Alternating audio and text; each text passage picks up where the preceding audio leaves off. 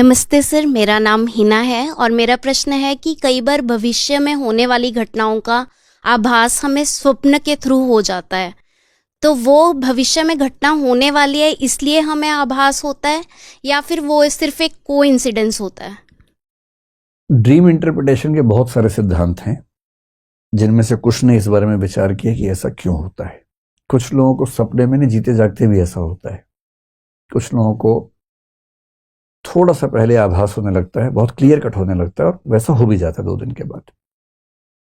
ये क्यों होता है, इसको लेके बड़ी खतरनाक खतरनाक कुछ मान्यताएं हैं। अगर हम मान लें कि उन्हें सच में पहले पता लग जाता है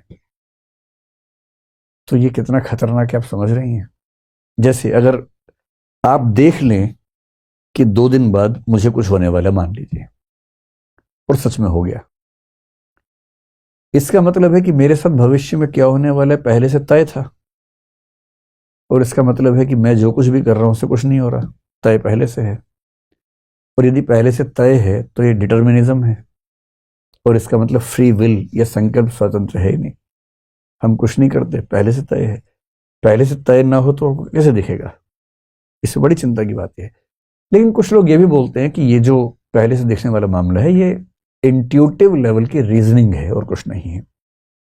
रीजनिंग के 2 लेवल्स हैं। एक लेवल हुआ जब हम दिमाग लगाते हैं, ऐसा हो सकता है, ऐसा हो सकता है, ये होगा, वो होगा, ये कॉन्शियस रीजनिंग है।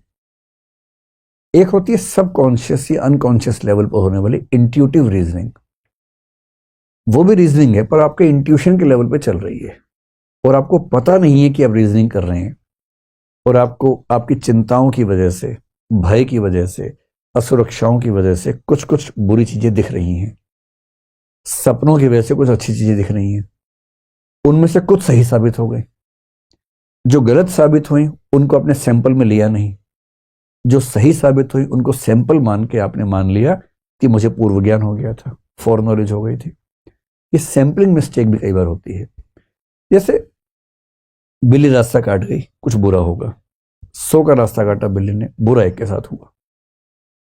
99 के सैंपल को हम काउंट नहीं करेंगे, उस एक को काउंट करेंगे।